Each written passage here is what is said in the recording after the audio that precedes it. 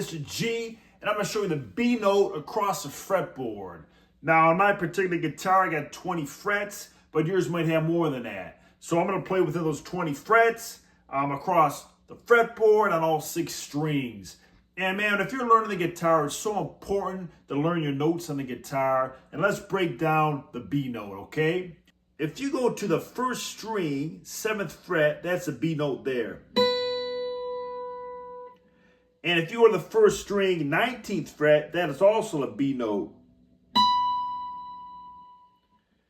And if I play that second string open, that's a B note. And then in the second string, if I go to the 12th fret, that's a B note. If I go to the third string on the 4th fret, that's a B note. And if I go to the third string on the 14th fret, that's a B note. If you go to the 4th string, 9th fret, that is also a B note.